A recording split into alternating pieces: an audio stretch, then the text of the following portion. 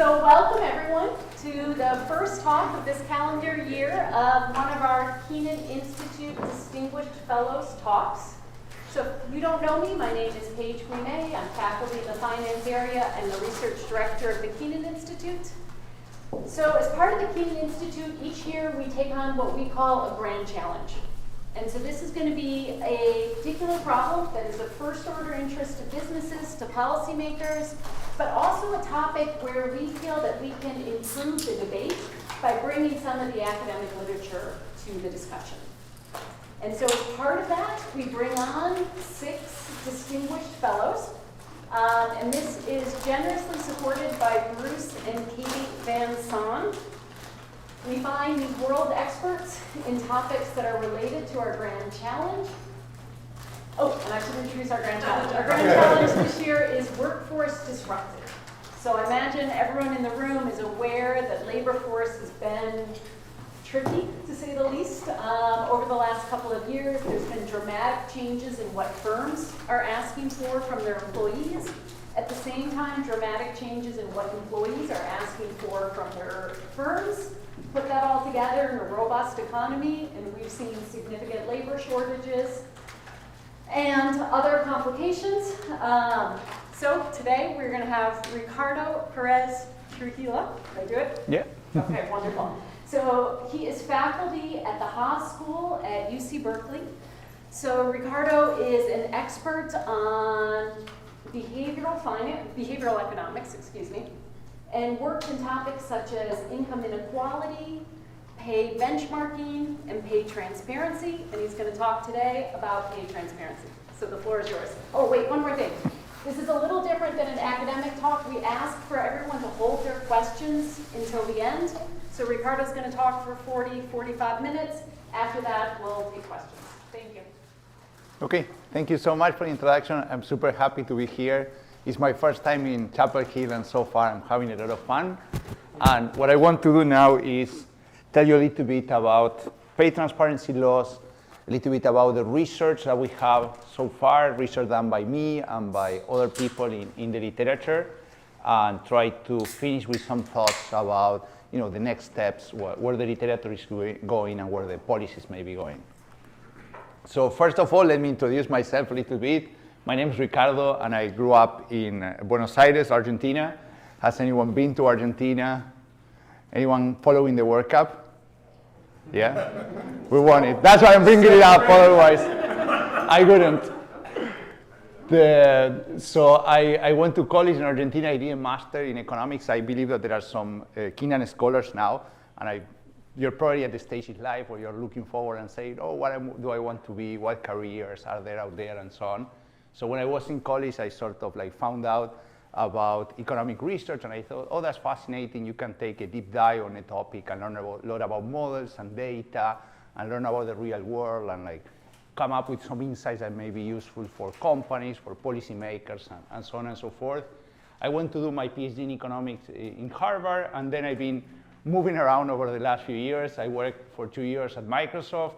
Then I was a professor at the Anderson School of Management at UCLA, and for the last 4 years, more or less, I've been a professor at Berkeley Haas. So typically what I do is I do research that takes place in different countries, and this is my favorite part of the job because it means that in a lot of cases I get to visit those countries and get to learn a lot about the institutional context there, and also meet a lot of people in those countries who are going through some important economic and social decisions.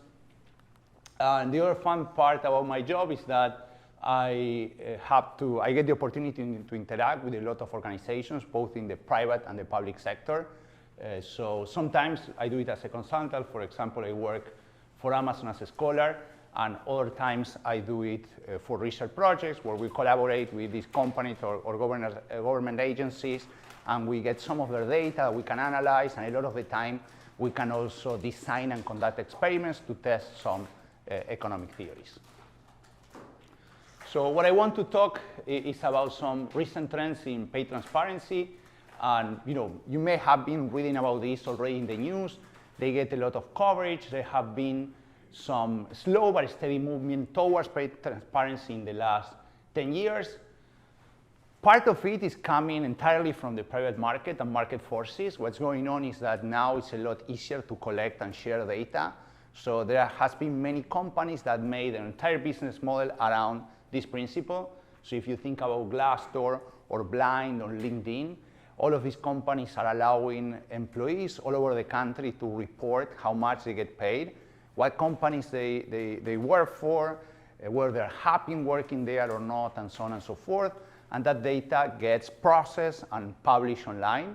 So if you are thinking about changing jobs or thinking about changing employers, you can sort of like navigate this data a little bit and get a sense of whether, oh, would I get paid more if I do this rather than that, or if I work for this company rather than this other company. So if you are thinking about educating yourself about what's your market value, it's a lot easier these days than it was, let's say, 10 or 20 years ago.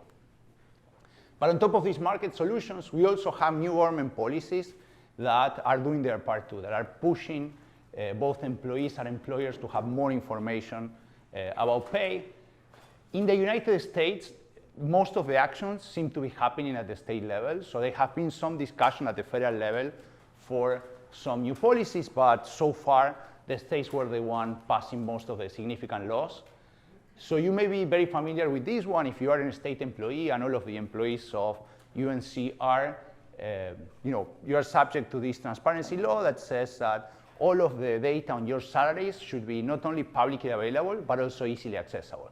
So there are websites that you can go to, and you can pretty much Google how much people get paid in these different organizations. There is also a new movement towards the protection of the right of workers to discuss salaries. So in many states, it's still the case that an employer may be able to fire you if, let's say, you are caught having a conversation about salaries with some of your coworkers. That's still a thing. But in many states recently, they are passing some legislation to try to protect the right of workers to go to a coworkers and say, hey, how much do you earn? Or have you heard about how much they're paying this other company? And so on and so forth. So this is a new movement. There also has been in some states some bans for salary history. So what this means is that it used to be the case that when you are interviewing for a position or you get a new job offer, the employer or the recruiter could ask you, hey, how much are you getting paid in your current company? And they would make their offer contingent of that, or they would use that information in some way or another. Now, as an employee, you have to write. They cannot ask you that directly, so you don't have to worry about it. What they can still do is ask you a related question. Like, for example, what are your salary expectations? But as an employee, you can always say, I don't want to share that information, or I want you to tell me how valuable I can be for the company, and so on and so forth. And you don't have to provide any of that information. So these salary history bans have been passed in California, New York, and many other countries, and probably they will proliferate to all of the US states eventually. So we have to, this clicker died. Yes, sir. No, but maybe if I click. Yeah.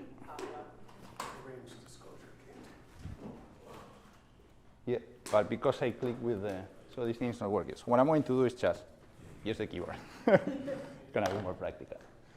Okay, so more recently there are some pay range disclosure laws. I think that the pioneer here was the state of Colorado, but similar policies have been passed in California, New York, and what they're pretty much asking is employers to, when they advertise a position, they have to post, a fair range for what they're expecting to pay in that position. So if you are hiring, let's say, an assistant professor, you have to say, well, assistant professors are expected to get paid between X and Y dollars, and that range has to be tight enough that it has to be informative for employees.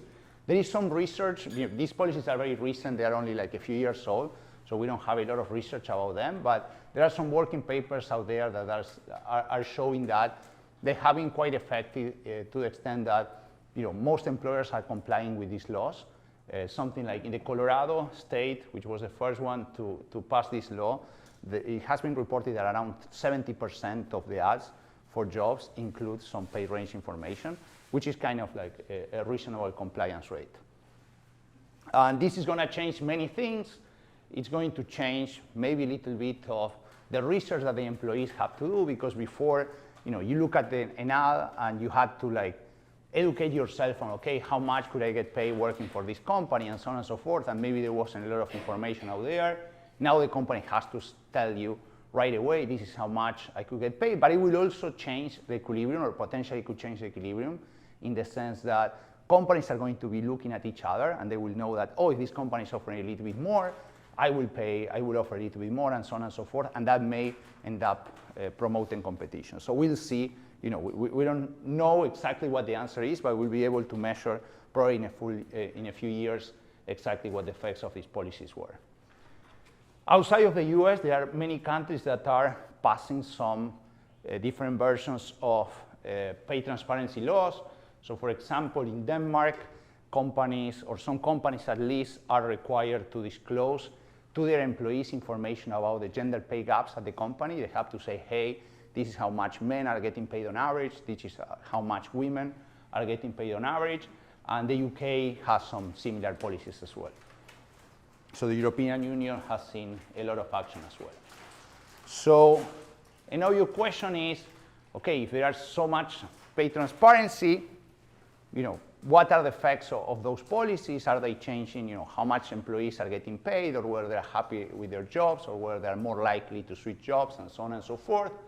In theory, and this is the reason why many policymakers keep promoting these pay transparency laws, in theory, it could have some benefits. So for example, an obvious benefit could be that maybe we'll reduce pay gaps by gender or ethnicity. The intuition is that, well, maybe some companies are paying their female employees less than their male employees, but because that information is kept secret, they can get away with doing that. But as soon as you are forcing them to disclose to the rest of the world, their employees, their customers, and so on and so forth, that their wage policy is not fair, there is going to be a backlash. Companies will anticipate that, and because of that, they will try to fix the pay inequities to begin with. So that could be theoretically one of the potential benefits of pay transparency. There is another sort of intuitive argument in favor of pay transparency that has to do with the leverage for employees. So you could imagine that when an employee is negotiating with an employer, they each have some information about the position, about the market value that the employee generates, and so on and so forth. And then the more informed the employee is, intuitively you could expect that the more leverage they have and the better deal they can get out of the negotiation.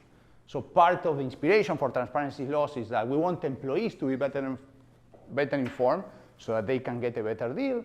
And the hope is that if you are more transparent, employees will have higher wages on average. So that's in theory. In practice, this may or may not be true.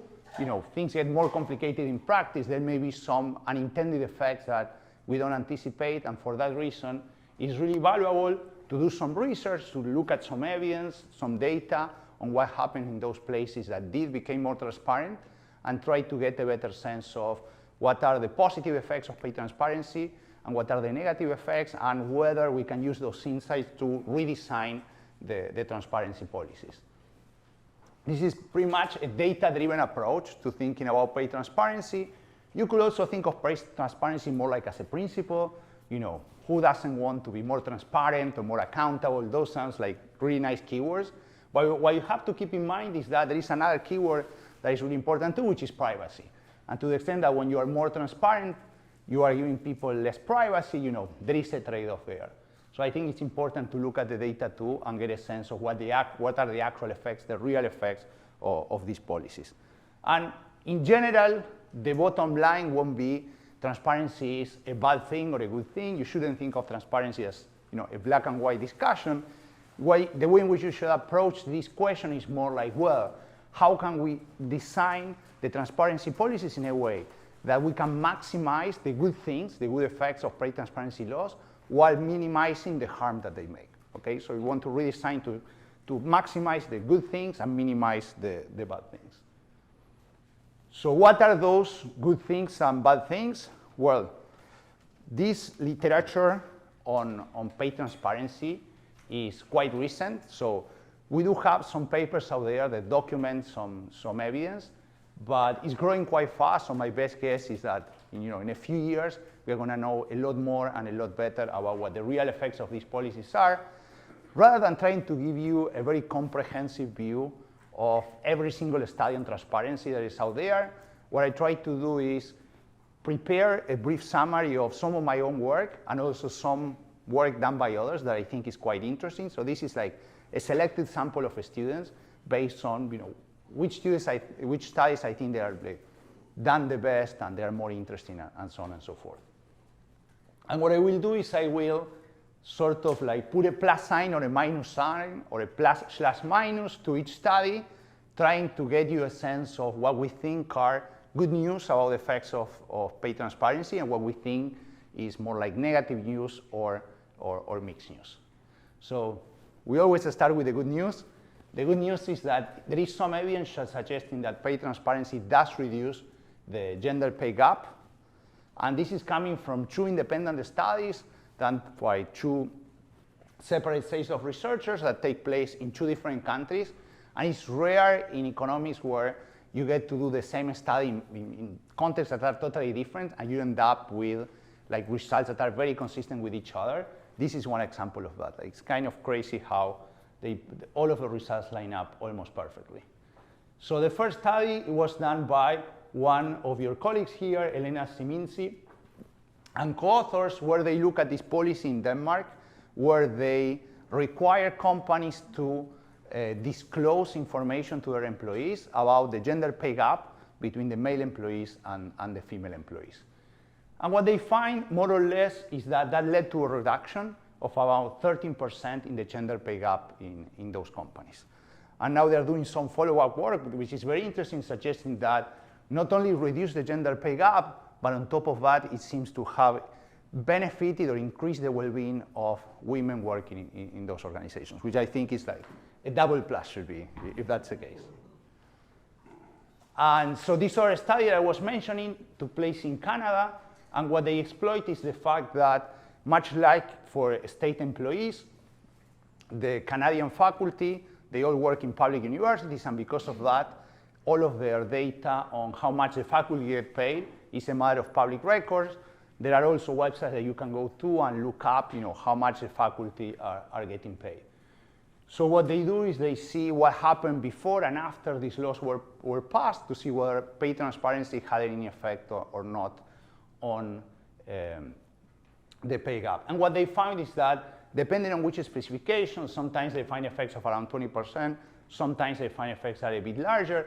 I'm gonna use the conservative estimates. There was a reduction of around 20% in the gender pay gap. There is one caveat, though, to this literature, which is that in both studies, what they find is that this effect, this reduction in the gender pay gap, is not driven by the fact that the salaries of women are going up. Pretty much the way in which this effect is operating is that the salary growth of the male employees is being slowed down. So they realize that, hey, we are paying men relative to women more, so what we should do is slow down a little bit the growth rate of wages for men up until women can catch up. So if you think about this, what happens to salaries on average, actually this evidence suggests that salaries on average are going down because the women's salary grows at the same rate, but the male salary grows at a slower rate. So that's another caveat where maybe you may think that there should be also like a minus sign over here. Consistent with that last finding, there is other research that shows that some pay transparency laws seems to have a negative impact on average salaries, and this is coming from work done in the United States by one of my co-authors, Zoe Cullen and Bobak Paksal-Hurson, where they look at a very specific pay transparency law, which is one of the ones that I mentioned already.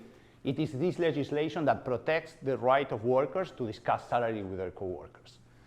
And once they compare how salaries evolved right before these laws were passed to right after, what they find is that there was a slowdown in salaries by about 2%. So following the passing of the law, salaries grow 2% slower. And the intuition, these results may be a bit counterintuitive, but they have a model that tries to explain what's going on, and the model, what it says is the following. look, let's say that you want to hire a new employee and you want to pay this employee more money than you usually pay these employees because the labor market is very tight, or maybe because it's a really good employee and you really need them, and so on and so forth. So what happens is that when employees cannot talk to each other, you can sort of get away with paying this employee a little bit more. You just tell them, like, don't tell anyone, and that's the end of the story.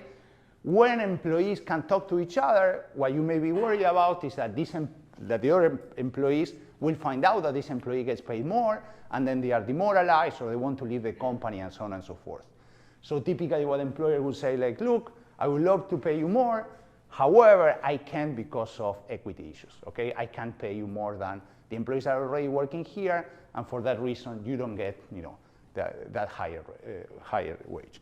So it's an explanation that is quite intuitive. There is another literature that studies the effects of pay transparency on the employee motivation and also the retention of the employees, and this is where some of my own work falls. So whenever you increase transparency, what you should expect is that employees are going to be curious and they're going to start looking at the data. Hey, how much are my coworkers getting paid? How much are my bosses getting paid? And so on and so forth. And we are not robots. We have feelings. We are social animals, and we are prone to salary comparisons and all sorts of comparisons. So to the extent that employees may care about those relative comparisons, you should expect that they may react to this information.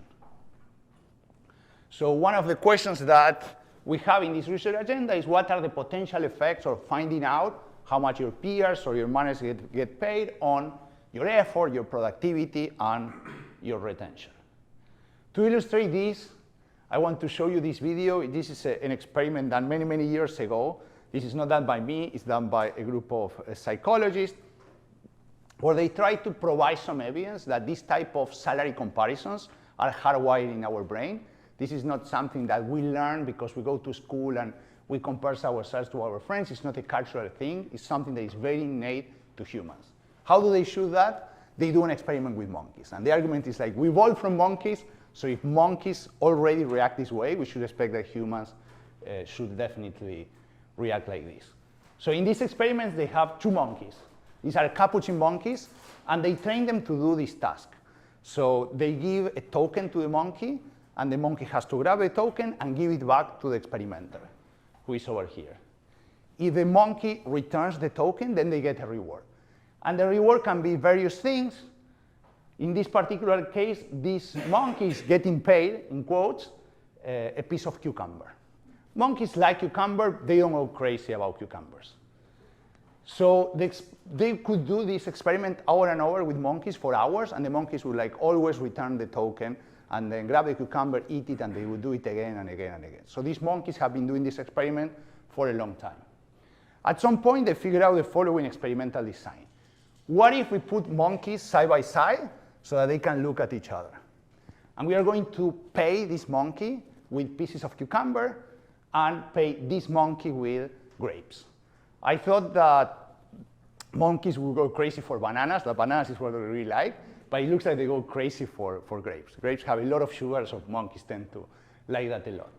So they figured, okay, what will happen when this monkey finds out that the other monkey, that I'm getting paid with cucumber, which is not so great, the other monkey is getting paid with grapes. So let's look at that. So she gives a rock to us, that's the task. And we give her a piece of cucumber and she eats it. The other one needs to give a rock to us. That's what she does. Gets the grape? The other one sees that. He gives a rock to us. And cucumber.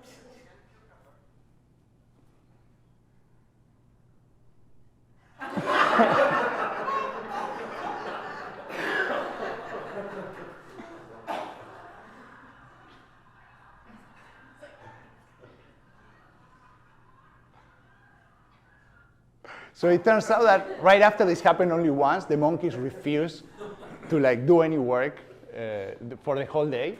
And this experiment has been replicated by other researchers in other settings. So it looks like, whenever we see that other people are getting a bigger reward for the same job, that we get to, at least monkeys get very upset about this. So what we did is we collaborated with a company to try to run a similar experiment rather than with monkeys, with humans. This is joint work with Zoe Cullen. I was referring to some of her research before. And the study is called How Much Does Your Boss Make? In this study, what we're interested is in what we call the horizontal and the vertical comparisons. The intuition is that if you are an employee working in a company and you are curious about the salaries that other employees are making, you may be curious about your peers. Okay, if I'm an assistant professor, how much are the other assistant professors getting paid? But at the same time, you may be curious about how much your boss is getting paid. How much are the associate professors, the full professors? How much is the dean of the school getting paid? And for us, this was very important because one fact that has been documented in many companies, not only in the United States, but around the world, is that most of the inequality, the pay inequality within firms, is not horizontal, it's actually vertical. When you look at the data for many companies, you see that typically two employees who work in the same position, they will get paid very close to each other. Maybe one gets paid 5 or 10% more than the other one, but typically the salary differences tend to be small. When you look at employees that are in different levels of the company, that's when you start to see the massive differences. In some of these companies, if you see the pay gap between the median employee and the CEO of the company, the CEO may be getting paid hundreds or even thousands of times whatever the typical worker gets paid. So we wanted to know, okay, if this is really where the inequality is, we don't only want to know about the reaction to this inequality, but we also want to know about the vertical comparisons. So the way in which this experiment works is that we recruit around 2,000 employees to participate in the experiment, and at some point in the survey, they face the following randomization. We tell them, look, we are going to flip a coin, and depending on whether it's tails up or heads up, we may or may not give you some information. We first do it with the peers. We randomize whether you get information on how much your peers are making in the company. These are people in the same position. If you were, let's say, a junior analyst at this bank, you will get information on how much the other junior analysts are getting paid on average. And with 50% chance, you don't get any information. We also elicit beliefs about how much these people thought their peers were getting paid, so we know whether this information is a positive surprise or this information is a negative surprise. Some people will find out that, hey, actually, your peers are getting paid more than you thought, and some people will find out, hey, actually, your peers are getting paid less than you thought. And then what we can do is we can wait and compare, okay, for the people who got positive surprises relative to the people who got negative surprises, did it have any effect on their behavior going forward? What we did is we used rich data sets from this company to track, for example, the hours worked. So we know that the employees have to swipe in and swipe out of the office. So we can calculate the number of hours, minutes, and seconds that they spend in the office. We have data on the employee emails. So every time that, not the contact really, but every time that an employee responds an email from a client, we have data about that. And we also have data for a subset of employees who have some sort of sales role. Let's say they are the ones selling auto loans or mortgage loans or things like that. We know how much revenues they are bringing for the company. So we can compare for the treatment group relative to the control group how they are doing. What we find is that the employees who find out that their peers were getting paid more than them, the hours worked go down, the email sends go down, and the sales performance goes down as well. And the magnitudes of the effects are quite significant. So this is fairly consistent with what I showed you before for the monkeys. People don't like to be paid less for the same work. In a separate treatment arm, what we have is, instead of giving you information about how much your peers are getting paid, we give you information on how much your bosses are getting paid. And remember that for the peers, the salary differences tended to be small. People were finding out that their peers were getting paid maybe 5% more than them or 10% less, and so on and so forth. There weren't big differences when it came to these horizontal comparisons. In this margin, the differences were massive. Typically, they were finding out that their bosses were getting paid 2 times, 3 times, and in some cases, even 20 times as much as they were getting paid. So here is like where the big inequality is, and let's see what happened. We flip a coin again, and based on the result of the coin with 50% chance. We reveal them how much your boss earns, and with 50% chance you don't find any information. And again, we are tracking all of the information on their behavior.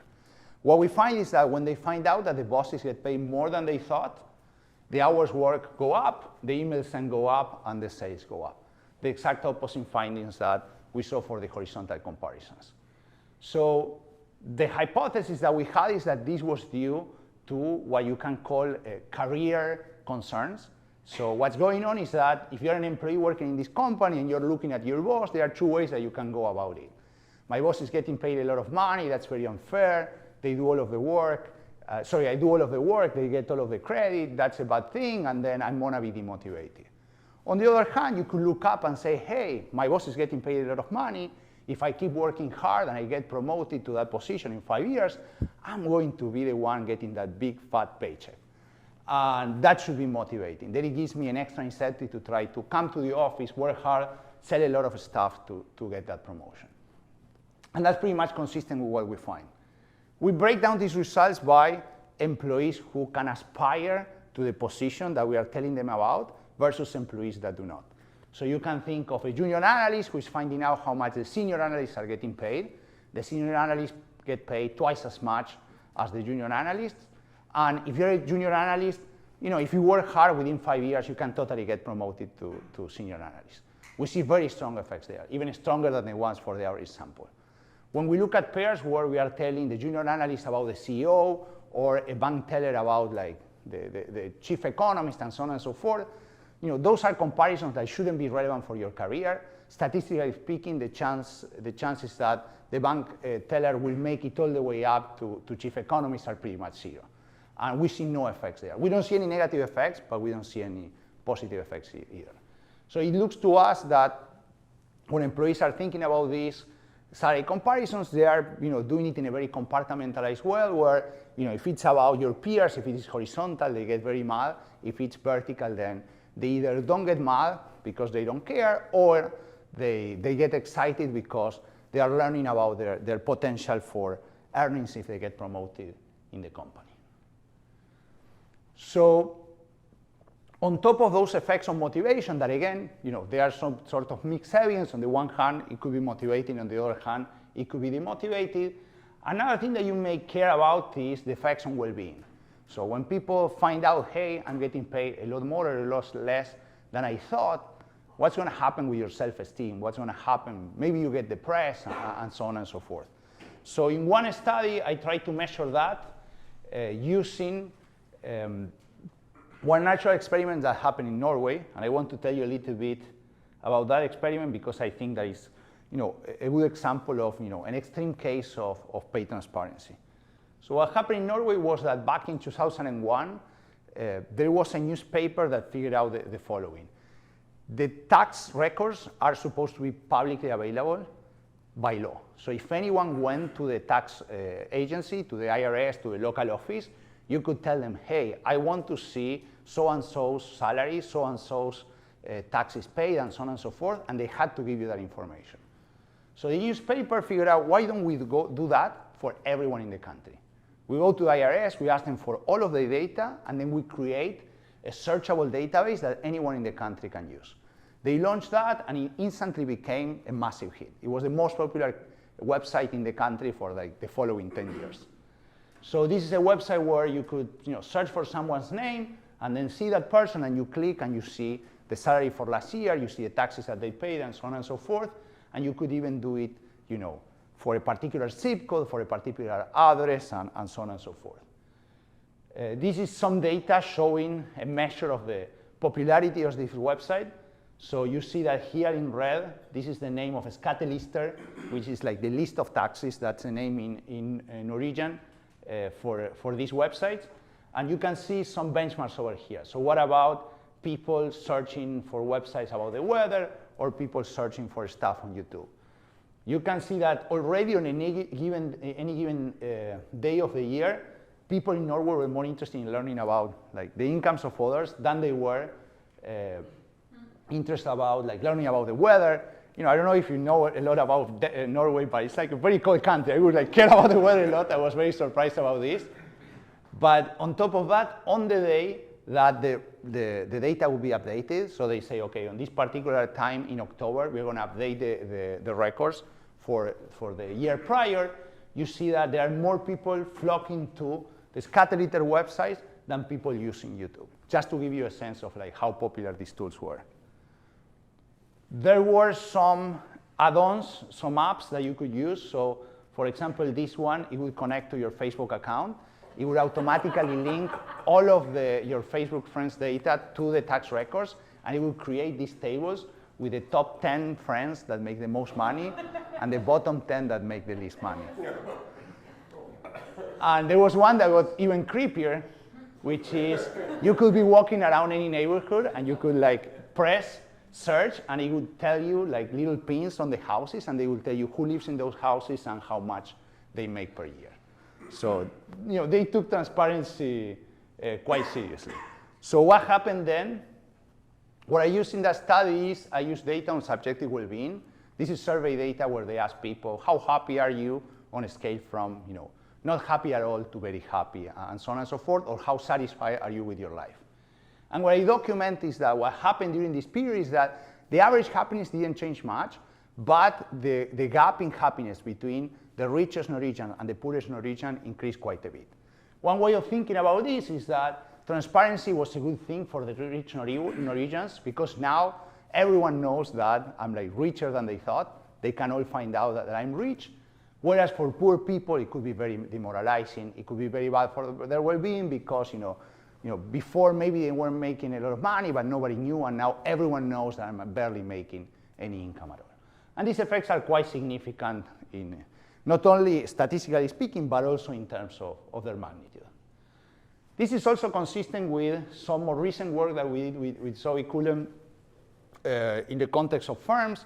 We do these surveys where we ask employees, hey, do you want more transparency at your firm or not? And one thing that we find consistently is that when you phrase transparency as an anonymous form of information, you can look up the average salaries by position. The vast majority of employees are on board. They want more transparency in that sense. But as soon as you describe something close to what the Norwegian pay transparency context was, hey, what if like everyone in the company could look up your salary and see exactly how much you make? Like, there is a strong opposition for those type of policies. And this, I think, is like a good example of what I said at the very beginning, that rather than thinking of transparency as a black and white thing, we should think more about as a degree thing.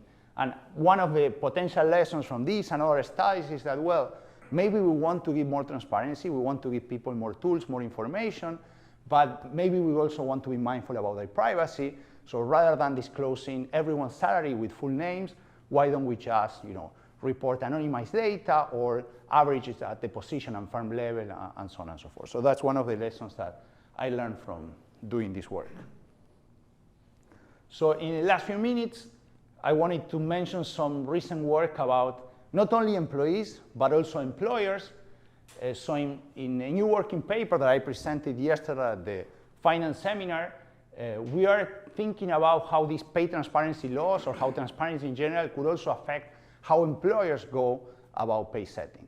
If you think about an employee, you have to do your own research. You have to figure out, hey, how much are professors getting paid? Do people get paid more in business schools or income departments? Is this school versus that other school going to pay me more, and so on and so forth? For employers, this could be even more challenging because at least I have one market, which is I'm a professor, and I can gather a lot of information about that, and over the years become an expert on that.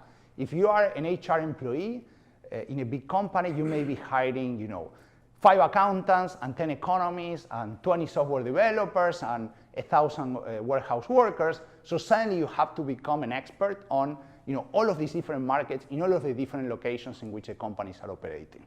So how do employers solve that problem? Well, what they figured out is that salary benchmarking can be very useful. Salary benchmarking is a practice by which you collect some market level data on the salaries that employees get paid in some positions. So for example, if you want to hire a bunch of warehouse workers, what you may go is you may do a survey of lots of warehouse workers working in a lot of different companies in the locations that you want to hire them, and then aggregate that data and look at those numbers.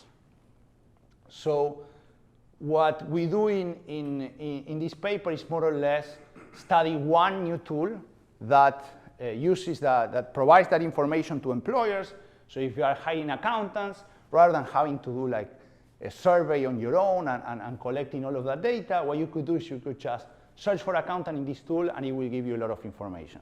How much are accountants getting paid on average, and you can zoom in a particular state, or you can do it for a particular industry, and so on and so forth.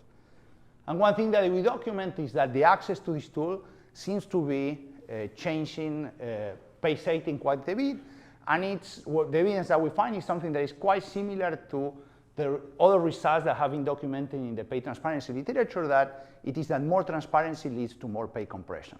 So when you increase transparency, what happens is that the employers sometimes, when the employees can see more data, the employers say, well, I don't want to pay people differently in the same position because they're going to get mad at each other, so I'd rather pay everyone the same. So transparency sort of forces employers to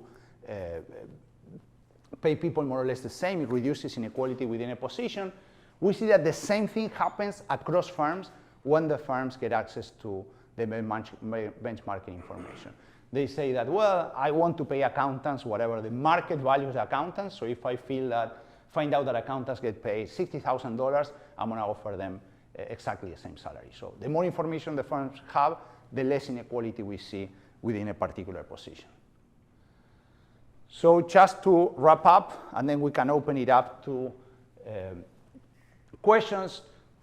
If you ask me if salary benchmarking good or not, I will tell you, I don't know yet. We have some evidence. Policymakers believe that there may be some pro-competitive and anti-competitive effects of salary benchmarking. And some of the evidence that we present in this paper is consistent with this pro-competitive argument, in the sense that we see that, if anything, there are small gains in the average salary for employees working in low-skilled positions, and there are also increases in retention, which may be good both for the employees and for the employers as well. Okay, that's pretty much it. Thank you so much.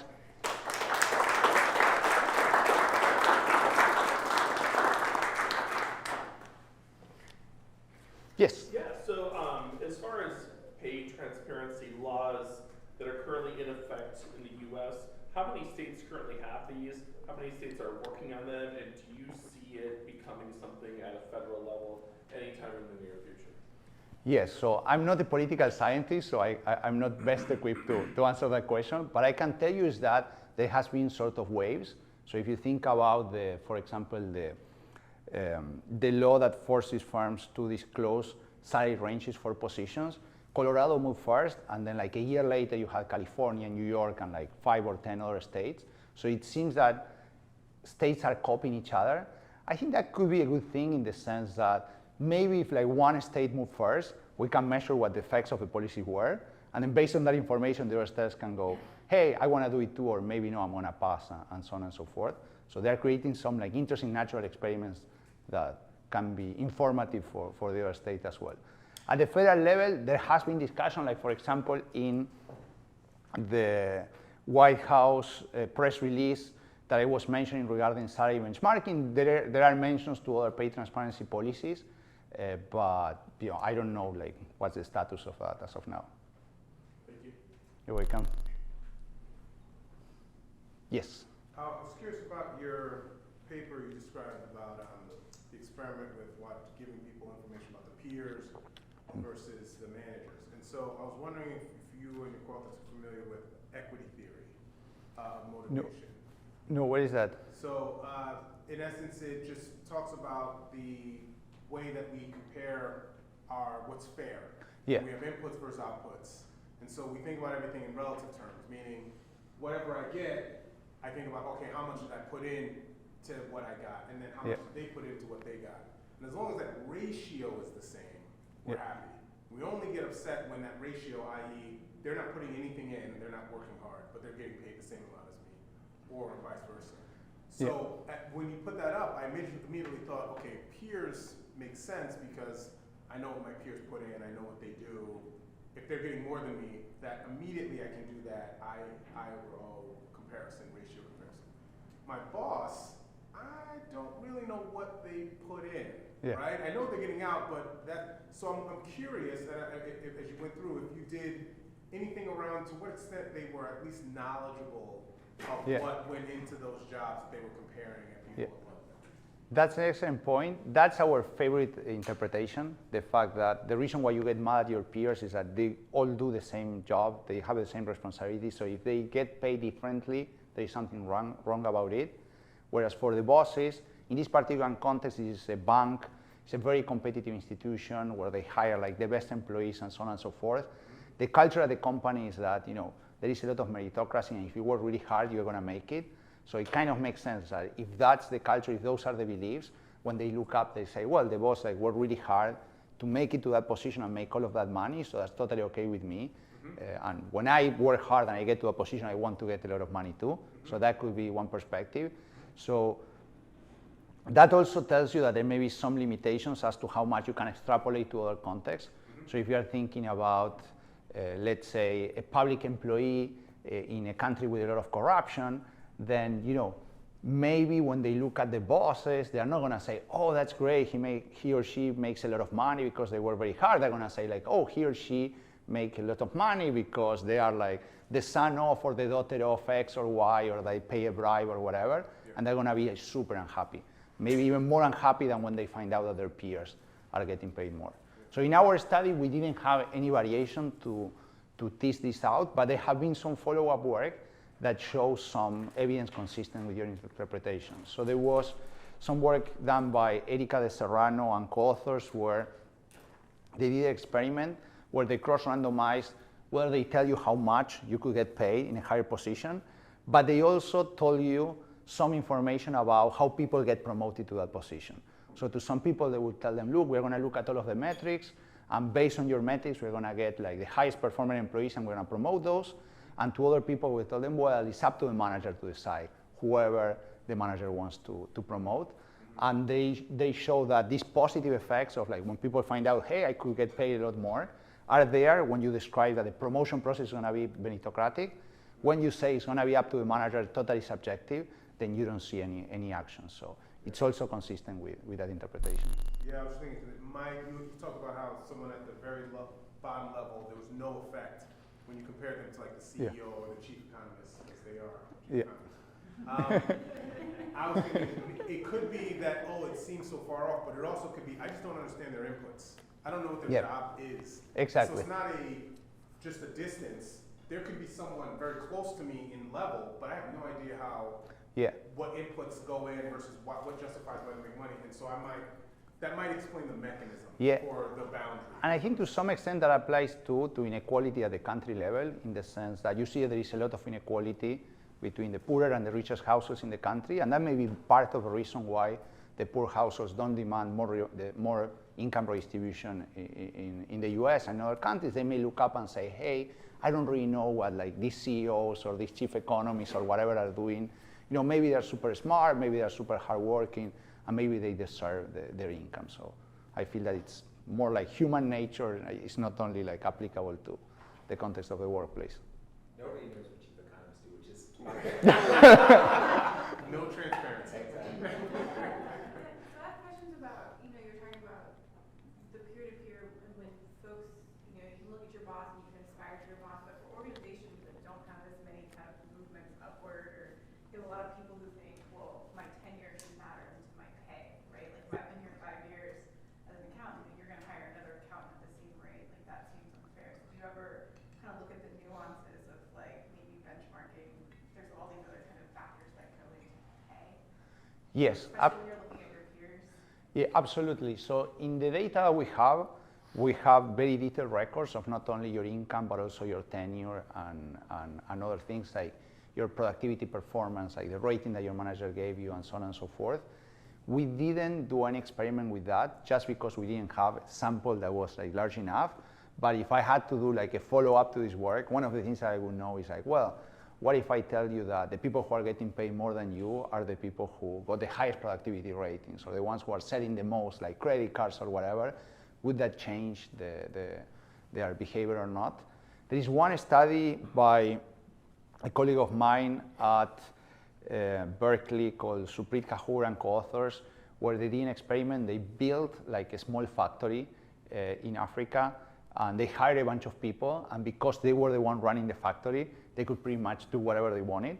And one of the things that they did is they would like create pay inequality for the same job, but they could randomize whether they did it, what they told employees. So to some employees, they would tell them like, well, we're paying these employees more because we pay them more, that's it. And to others, they would say, oh, they are paying them more because they produce more stuff, because they were better at like their job. And they find some evidence that it kind of helps when you tell them that some are getting paid more than others because they were more productive last month or something like that. But it's far from shutting down the whole effect. They still get mad, they still get envious of like their coworkers and so on. And they're more likely to leave the company. Yes?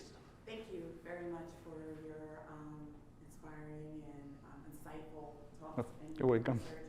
My question is around the experiment that you had, I think it was roughly 2000, you said. I'm curious if you were able to have any additional findings with the demographics of the population that you experimented with, particularly because you mentioned earlier was it the Denmark, that there was a reduction of 13% in the wage gap, and then that sample, it looks like the firms disclose salary stats by gender. So I was just curious that with the 2,000 individuals that were part of that experiment, what, if any, did you find in terms of the wage gap with those demographics? Yeah, that's an excellent question. So unfortunately, I have survey data for the Norwegian example. I don't have access to administrative records with like the rich records on salaries and so on and so forth. Even if I had it, there is one caveat with the pay transparency policy in Norway, which is that what they report is your total taxable income. It's not necessarily just to your wage income. So even if we wanted to use the data for like salary research or whatever, it wouldn't be so useful. So let's say that you get like benefits from the government, that's gonna go into taxable income. If you get, let's say, extra income from renting out an apartment, or you get help from family and so on, that's gonna go into taxable income. So when you see two employees, one makes like twice as much as the other, like most likely they have some sort of like additional income. It's not that, you know, their salary is greater. So my best guess is that for the Norwegian context, there won't be any effects on the gender pay gap for that reason, but nobody has done like the study yet, so we don't know. So then the demographics in terms of male, female wasn't that wasn't part of the study? Yes, so I have survey data for that study, and like the sample sizes are like too small to be able to tell. So I cannot reject the hypothesis that the effects were the same for men and women, but because of the sample sizes, maybe there are some moderate differences. I'm just not able to detect them statistically speaking. So I don't have enough power. Thank you. You're welcome. Ricardo, to Senku's question, on the back at the financial institution, you kind of revealed salaries. Was that base versus bonuses? Because in a lot of cases, your bonus is based on your performance, and if it's in a sales position, it's pretty easy to measure. Yeah. So was it so if so it's pretty easy to see both the inputs and the outputs, yeah, especially for the kind of bonus work. So how did you what data did you have, and did you see any differences? So all of the information that we gave them was the information about the base salary. So for the vast majority of employees, once you get to like the CFO, CEO, and so on and so forth and above, then stock compensation is really important, and like bonuses and so on and so forth. For the rest of the company, with the bank that we work with, base salary was the vast majority of the compensation, something like 95% of the compensation for employees. It was also the most salient one. So when you sign the contract with this company, that's the number that goes into the contract that everyone remembers, and so on and so forth. There may be other contexts where maybe incentive pay is really important, and then you may want to like give them information about both. But in our context, it was like very convenient for us. We said like, oh, this is a context in which base pay is the most important thing, so we can just zoom in on base pay and we just ignore everything else. But in other contexts, those sort of things may be very important. Well, great. If we can all thank Ricardo for his tremendous Thank you.